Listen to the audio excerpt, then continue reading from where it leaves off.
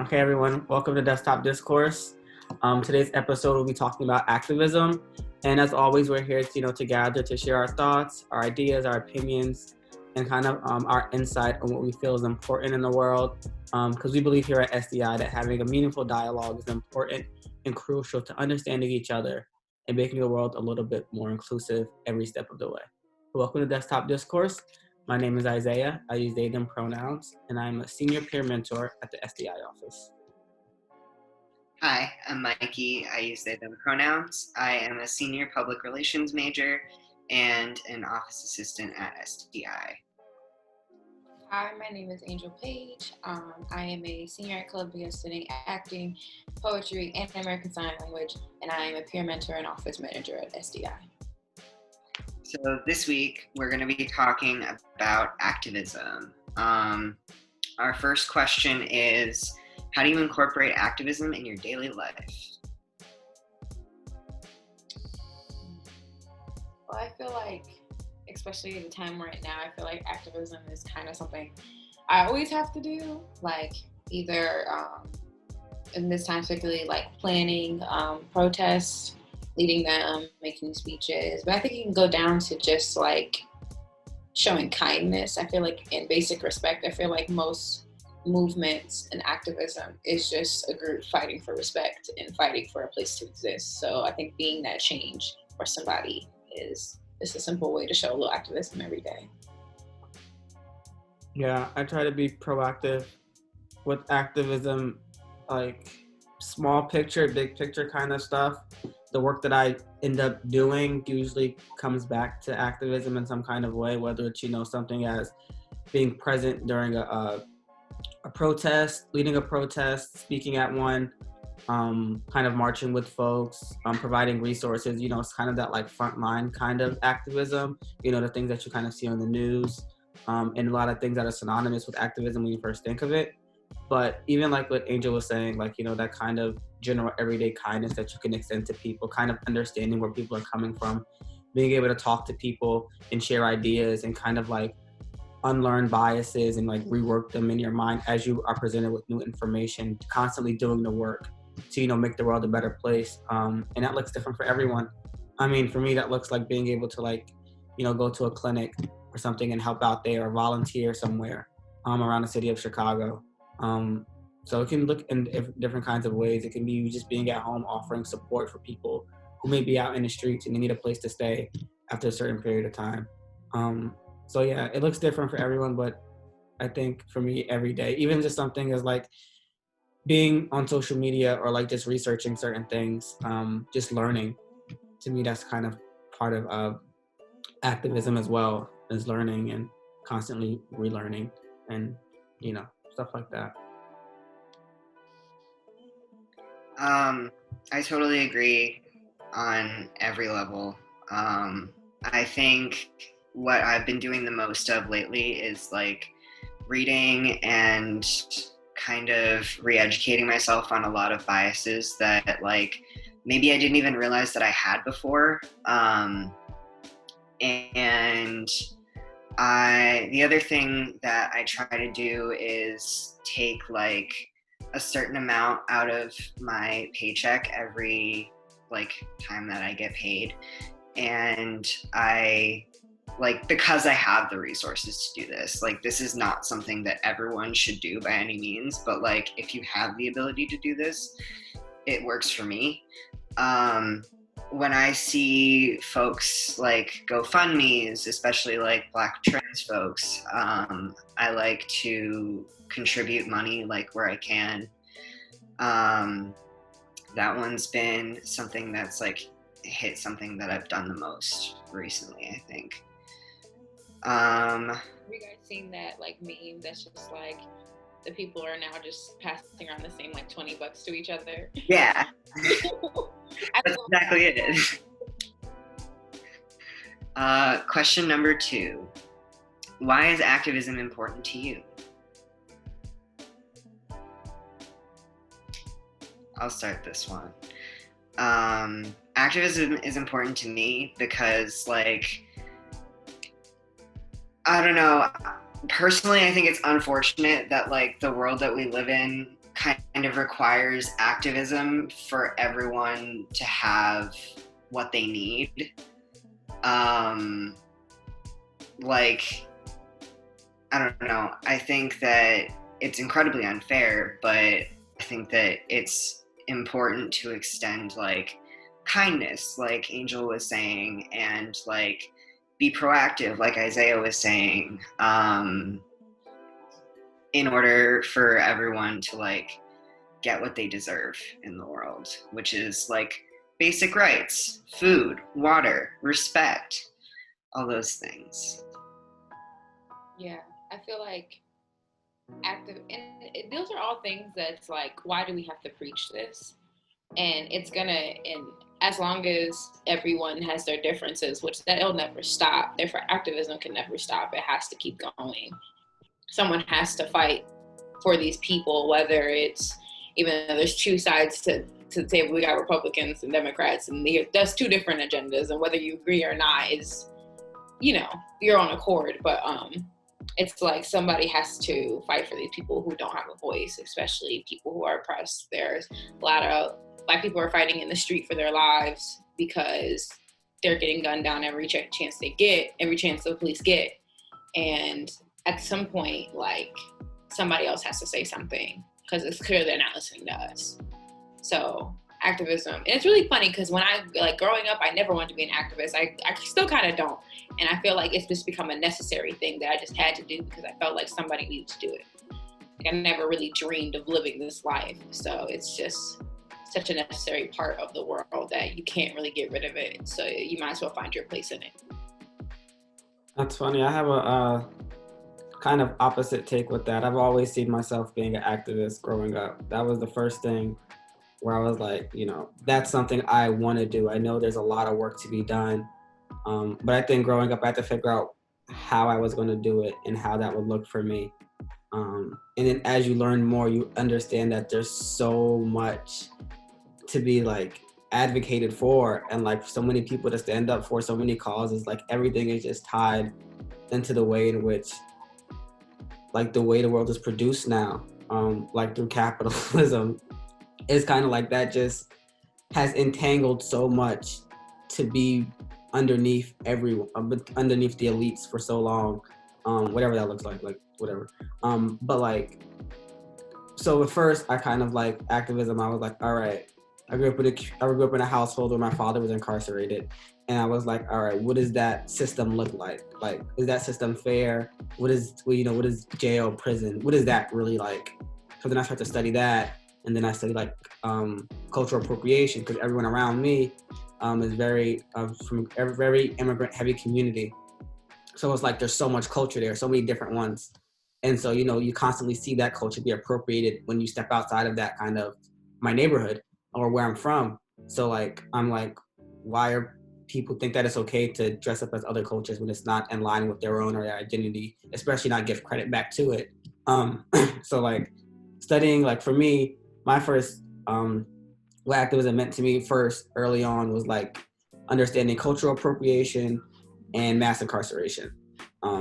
Those were the first two topics where I was like, all right, I'm headstrong in this. Those are like my basis of like how I'm gonna, you know, navigate the world through activism. And that kind of always goes back to me like advocating for like criminal justice reform, and also like a cultural appropriation that goes into like identity. And as I've gone through my own kind of identity transition and transformation, that becomes more prevalent every day. And then as you step into different communities and learn more stuff, you kind of know that there's so much marginalization throughout our society that needs, you know, correction, because it's already been designed to keep it, you know, so low and so down. And, you know, I've always seen myself being an activist in short, but it's also like, as I get older, it's like just more and more stuff. And then now it's like I'm at a point where I have to pick and choose, which kind of feels weird, but it's also better for my own personal health, my own mental health.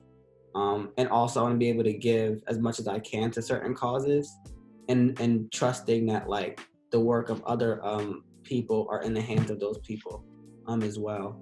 And if I can help uplift in any kind of way, that's what I'm able to do. But understanding how much energy I can put into something and resources I have available. Yeah.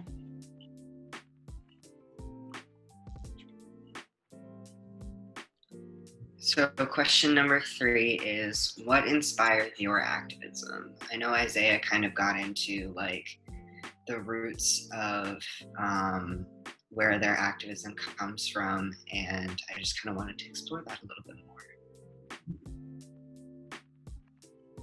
Isaiah, do you want to elaborate on what you were saying? Or Let me just keep going. Okay. Yeah. I don't know if you guys want to hear me keep talking again. I love you. Elaborate. So like, wait, what was the question again? I'm so sorry.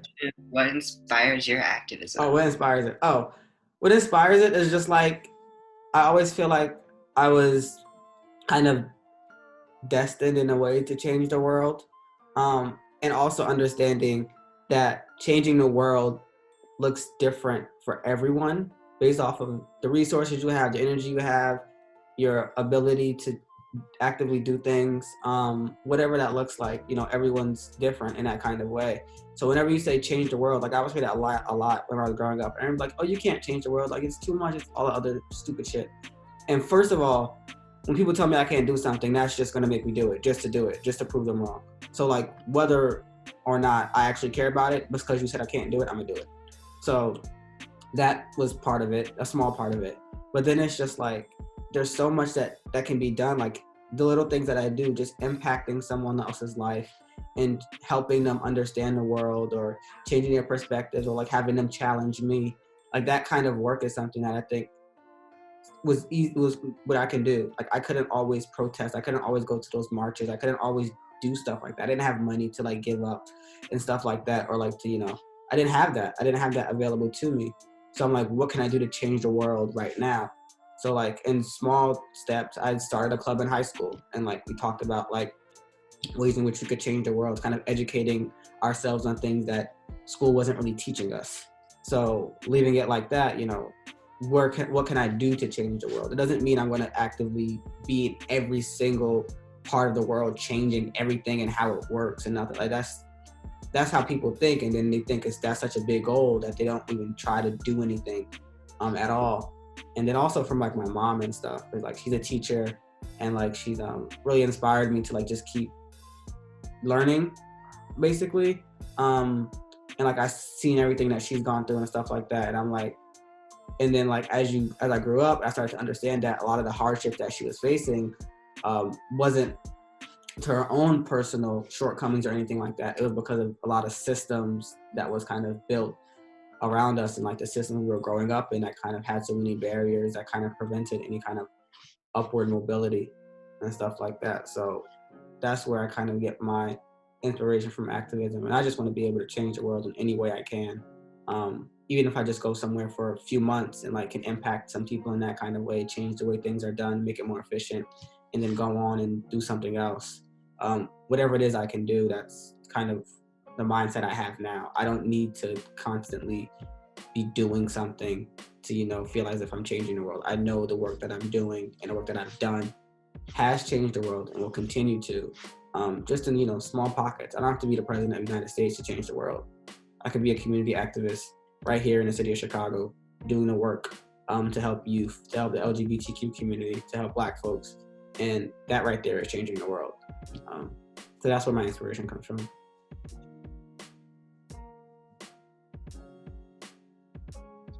The question is, what inspires your activism, right? Okay, great. I think what inspires mine is my mom probably is a reason why I'm so inspired by doing activism, because growing up, she just wanted to do so much. And like Isaiah was talking, like she just did not have the availability to help the way she wanted to. And in her mind, it kind of meant that she couldn't do it. As opposed to now where we found all these different ways. We sit here passing the same $20 around, and that's a form of activism. So just like my mom really drilling into me to helping people, though I never wanted to get big and involved like that, but I had to, because that's what I want to do at the end of the day. At the end, I really want to help people, and I feel like everybody in this chat is very, like, not particular, but we all have kind of like our brands. Like Isaiah is very heavily into Black lives and mass incarceration, and Mikey's very big for LGBT and trans folk activism, and I'm like very particular about POC women specifically, like even though I don't identify as a woman, I'm still perceived in society as a woman. Therefore, I kind of have the same hardships that women have gone through. And I feel like just living my life and seeing all these things happen to me and all these other people, that just wasn't fair, it wasn't just. The way society treats those things just wasn't okay. So, you know, and especially my mom being one of those people who was like, this something needs to be done, and I just want to be, it would be nice for my mom to know that I am part of that change as well, that the world is changing because their child is trying to. So. I think a lot of my inspiration actually comes from like seeing stagnancy when I was growing up. Like, I would say that the atmosphere that I grew up in was very like, well, that's life, what are you gonna do about it? So I really wanted more than that. I kind of just decided that there had to be more than like what was going on. And like, my activism comes from like wanting to see and be part of change. I think that I just have always really, well, not always, because I guess I've had to like reteach myself basically that like not everything has to be the way that it started out. Because that was the way that I like kind of learned that the world was originally. So I'm like always telling myself that it doesn't have to be that way, and that change is always possible, even in like small pockets, like Isaiah was saying. But yeah, my inspiration comes from wanting to see and be change, and not just have everything be the way that it was, and like, I don't know, just not wanting to be resigned to the way that things are, because they can be better. Yeah, I agree. I kind of had a similar mindset as well. It's like, I really hate when people are like, well, things are done this way because they've always been done this way. And I'm like, this isn't the right way to do it, and it's not fair, or whatever it is. Even just like doing stuff at work, like working at certain jobs and stuff. I'm like, why is it done this way? Like, oh, it's always been done this way. I'm like, why? And they can't answer it, and they don't really have an explanation for it. And then like you present them kind of more efficient ways things should be done or whatever like that. And then they're like, no, it's not, like, you know, whatever the excuse is. And that kind of also is like an inspiration as well. It's like, you know, things don't have to be this way just because they are. Like, things can change. And like fighting for that kind of change has always been important, especially for some people that don't necessarily have the energy or the voice to really do it all the time. So I kind of am inspired by being able to do that as well, and wanting to change it in that kind of way too. Yeah, it's super interesting that like right now in this time, like people always want change, but it's like where we're at right now, we are demanding so much change, and it's like in the forefront of everyone's face. So, and it also has revealed a lot, like change does not have to be as slow as everyone makes it seem, like especially when it comes to people's rights. Like, just change it. Like that's all you have to do is fix it, reverse, remove a law, add a law, like whatever. That's all you have to do to make this work. And they're like, well, we gotta do this, this, and this, and this. No, you fucking don't. Like, you're just doing too much. And then that's just eventually gonna be a place just forget about it. Like, it's like right now is like the perfect time to practice their activism, because all you're seeing in the news, well, not necessarily the news because the news is a little washed, but you see on like social media is that the people, if you stand there with the people like, you're pretty much invincible at this point. If we just all stood together, we would change so much, and I believe we can't change so much. That's the key. Like the answer anymore. We have to just push forward. Yeah, that's the key, and that's why that's why these like systems and institutions are in place, is to keep us from like mobilizing and coming together. That's literally why they're all in place. Like when people try to like pass laws and try and get laws removed and stuff like that, usually with the intention of like, you know, helping people with, you know, with human rights issues and stuff like that. A lot of these corporations come in and they send lobbyists in to like stop that, to like legislate against it, and they just put all this money behind all these lawyers and like all that kind of stuff. So like someone can be like, you know, trying to remove certain contract clauses from police unions, for example, but then the police union is going to send out millions of dollars worth of lawyers to go fight that, and then so the headline is like, we'll see that like, oh, this is going to court, so like, okay, we'll have faith in the justice system. But then all these lawyers come in and they like keep pushing, and they just back it all up, backtrack it, and eventually it just kind of falls through. And that's just how it goes through like literally every like court case and like all that kind of stuff. That's literally what happens when they're trying to like make things better. But they're scared to let us get together, which is why they like have us try and fight each other, which is why they kind of like create these kind of divides to make people like look at race as something that should divide people and stuff like that. And then they kind of create that kind of inferior complex, and then like, you know, white supremacy and all that kind of stuff, so people can like feel as if they're better than someone because of their skin color or because of where they live or whatever it is. And so that we don't come together, because if we all came together based off of like our socioeconomic status and like the interest of our labor and like what we provide to society, we're unstoppable. Like you're saying, Angel, like there's nothing like there's like a lot of people, black, white, whatever your race or ethnic background is, like a lot of us make the same amount of like money in a sense, and we kind of work the same kind of jobs in the same kind of ways. So there's no value in like us not coming together. So we should be able to come together, but they kind of create these divides, these superficial divides that make you feel as if you can't come together, as if someone is different than you because of their skin color or something like that. And then so you just constantly have to deal with that, as opposed to us coming like, hey, we need to take down these people who are actively and constantly oppressing us, but they kind of put us against each other.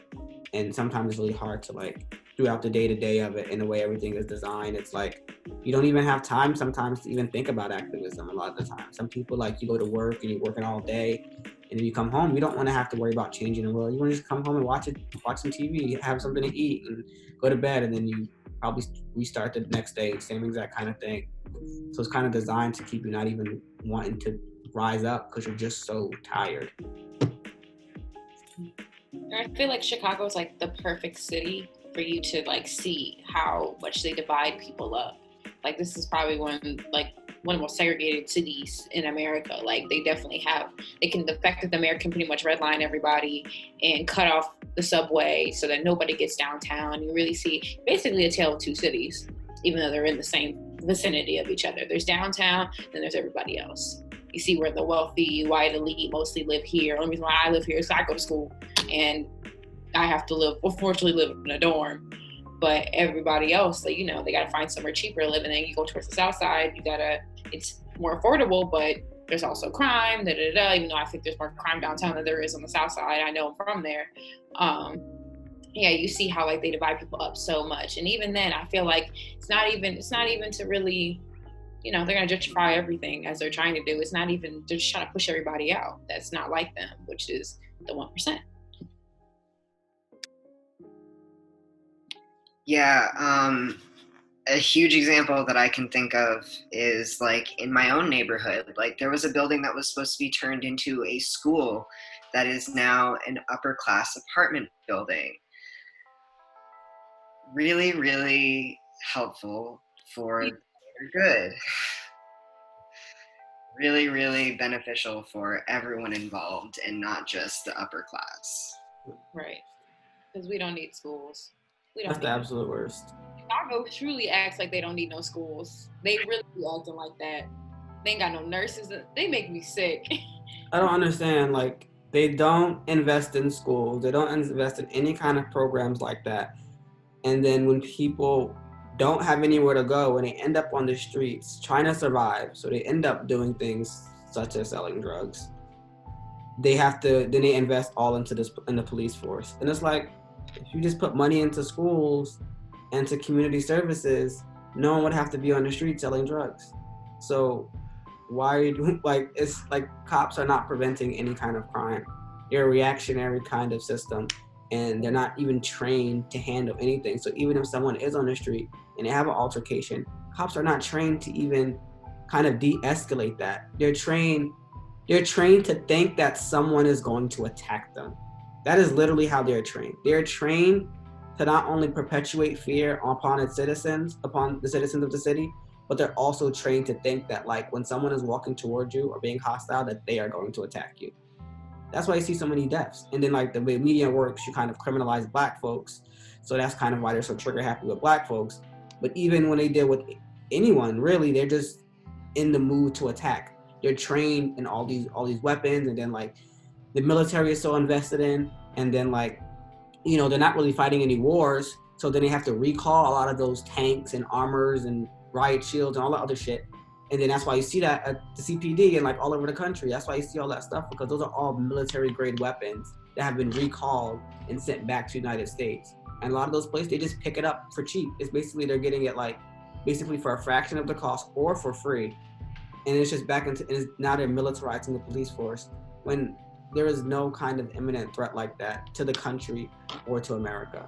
So it's like, it really baffles me. I'm about to go on a tangent about it, but it's just ridiculous. That just happened to me the other day. I work at Foot Locker on State Street, and there's this guy that everybody knows Southside named Ice Mike, and he's like, I don't know if he's homeless, but he always has some money somehow. He has, like, cash, but he's just a little, he has, like, some mental health issues, and, like, he just be doing his thing, whatever. But he's always on the South Side yelling at people. He does not answer to kindness at all. You just got to yell at him, and he'll understand what you're saying. He was downtown. When I went to work, he was sleeping on the steps of the Monroe stop. And he was just sitting there, and downtown's really became, like, police central now. So I guess the police called the fire department on him. The fire department showed up, and they're sitting there talking to him, and he's getting scared, so he's just yelling, and they're looking at him like he's about to do something, and I had to open the door and be like, Ice Mike, are you okay? And he's laughing at me like, you know my name, da-da-da-da, all this stuff. But for me to, like, handle this situation far better than people who are supposed to be handled it, because, like, police officer eventually came and was, like, getting scared of him, and I was like, he's literally fine, like, literally just leave him alone. And the fact that I had to handle this situation over someone who, in society, we are taught that they are here to handle safety, and I had to take the situation over, it just says a lot. Yeah, they're not trained to do that at all. It's terrible. It's foolish that we have to sit here and think that we're a badge and a gun and a baton equates to safety. Because I'm never going to teach my children that equates to that. It's fear. It's the way they think that power works is through fear. And that's why they don't, and it's just so much that really goes into it. And they want you to be fearful of the way you live so that you continue to work and kind of produce for the system. That's why they don't want to, like, have social services and, like, these kind of programs, or like a socialist kind of society where everyone is involved in decision making and money is distributed far more fairly, because they think that people won't be incentivized to work. And the kind of way our system is now is, like, they kind of value based off of your ability to produce labor and how much money you can generate.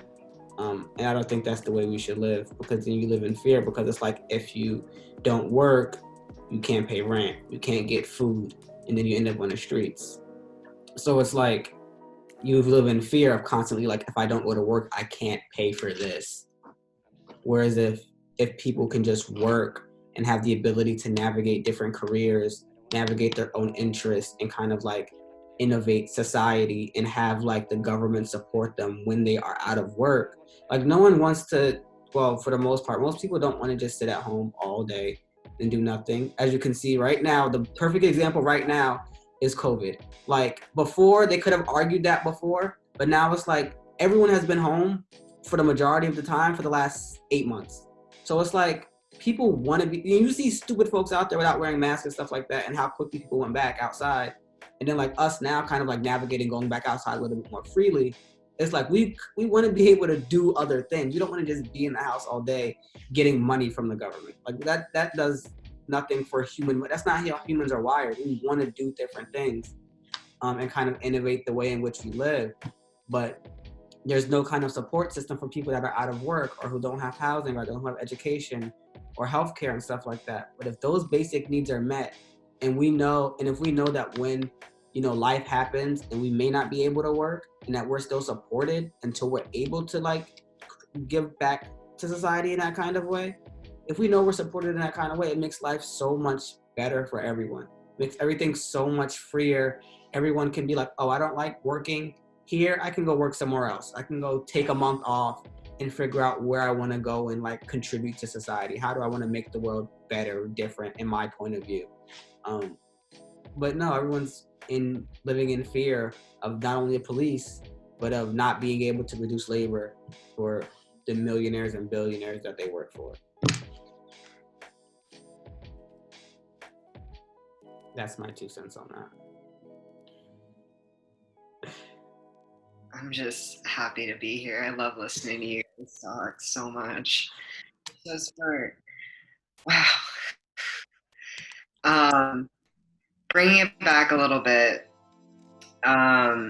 we all talked a little bit about people that influenced our activism, but how has the activism of others influenced what you're currently doing?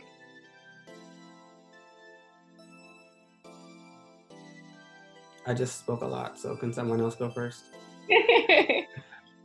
I feel like you can really go down history for that. Like at the end of the day, like Black people would not be where they are now without the big people like Rosa Parks, like MLK, like X. All these people like have shown us that like if you truly want to fight for what you want and continue to fight, that something change will come. People will follow you and stuff like that.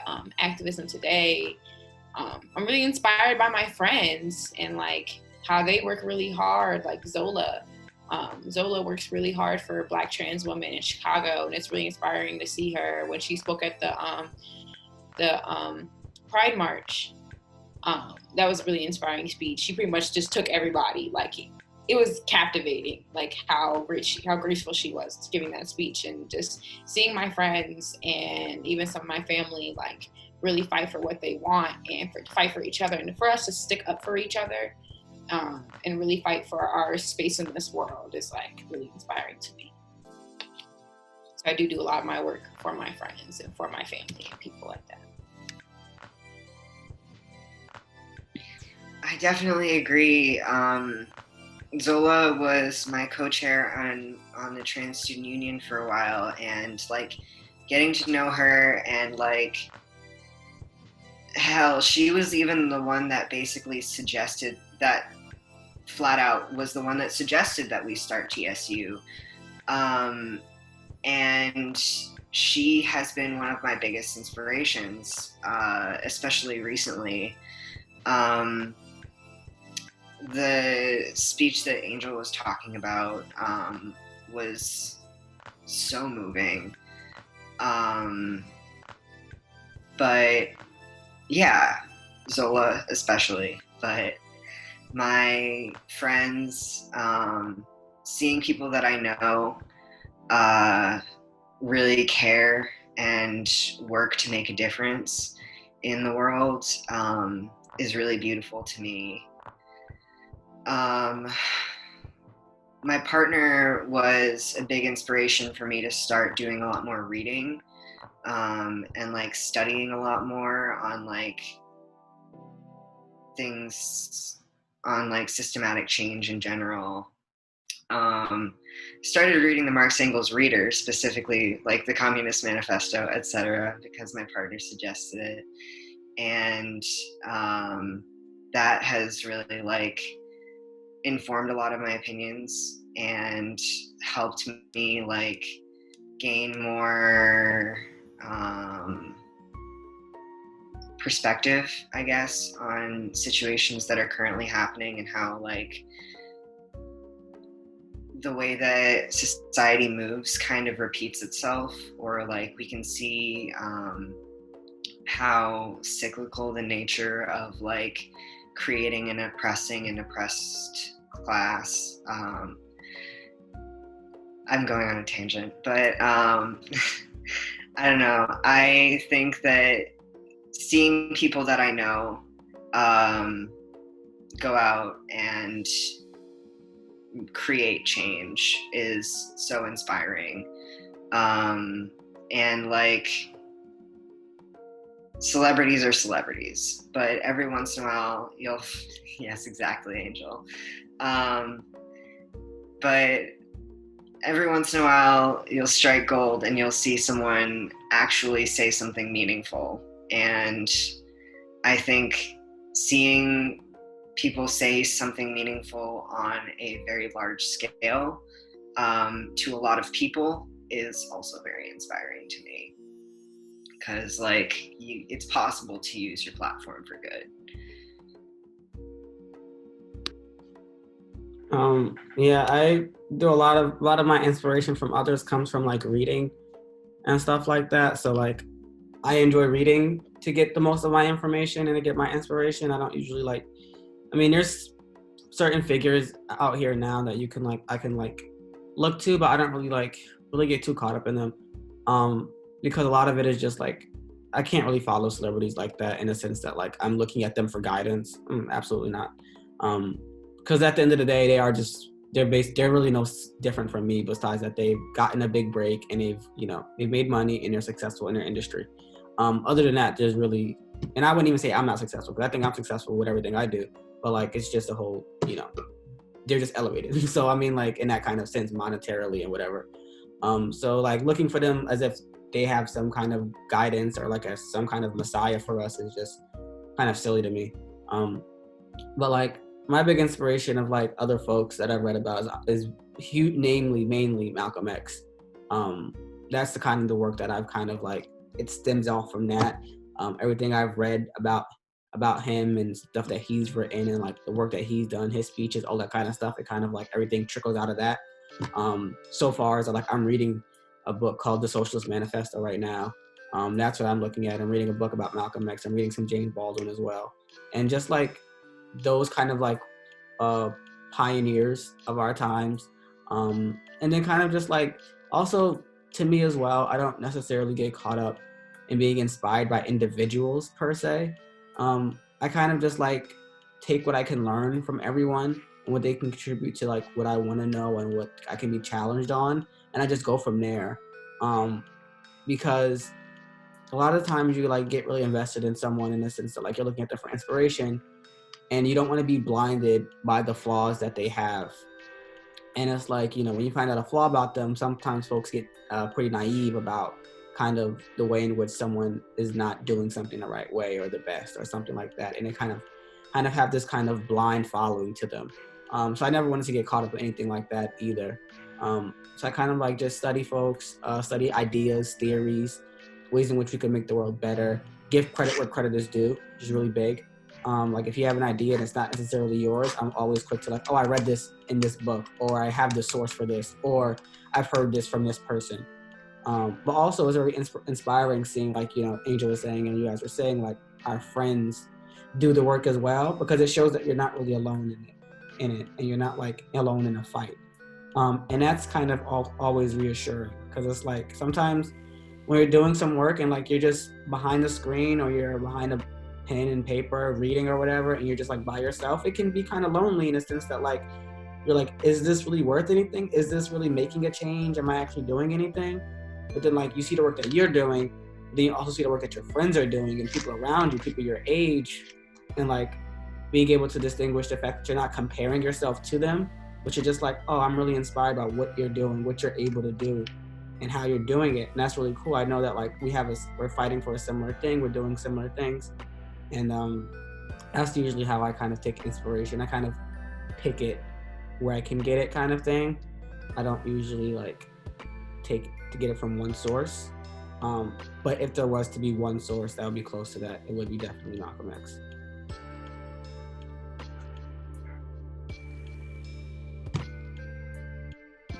I do want to make a small amendment. I do want to qualify what I was saying earlier, because Isaiah is definitely right. It's important to not look at celebrities or like folks with like a really big following as like a messiah figure. I think it's really important to look critically at like anyone whose work you follow. Yeah, but I think that it's possible to take parts of what people say. Never mind. What I'm saying doesn't make any sense. No, I understand. And also, like, even with, like, accountability, too. I think, Yeah. like, I think that's what I'm getting from what you were saying, Mikey. Is, like, kind of accountability on both ends of, like, not only ourselves, but the people that we, like, look for inspiration from and all that kind of stuff. Because it's like, you know, if someone does something and it's not something you agree with, I want to be able to be like, hey, that was fucked up. Like, I believe in a lot of stuff you say. I like what you're doing, like, all that kind of whatever. But you did this and it was fucked up. And also acknowledging that, like, I can also do that as well. Like, if I learn something and it's not the best way to do it, or always, like, evolving what I learn as well. Because when we learn, it's not just going to be that way forever. Things always change. So, like, being able to be like, oh, this is an outdated way to think. And I mean, I think that's really prevalent within, like, the LGBTQ community. Like, things are constantly always changing.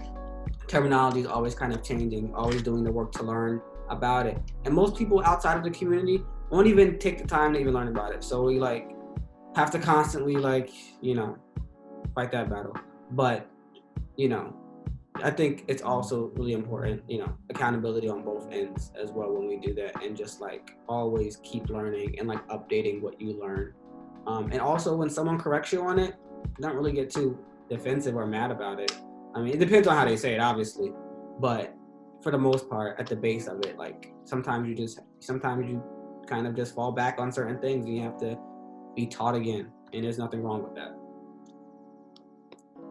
Thank you so much for taking what I said and making it extremely eloquent. So that's all of the questions that we have. Is there anything that anyone wants to add? Final thoughts? I think I'm good. I said a lot. I said a lot. For what you want, that's all I have to say. Can you say that again? You cut out a little bit. I said, for whoever's listening, fight for what you want. That's all I have to say. Nice. Well, thank you for attending this week's Desktop Discourse. Like, subscribe, fight for what you believe in, as Angel said. And we'll see you next time. Yeah. Maybe it might not be us, but it'll be someone from your office. It'll be somebody great.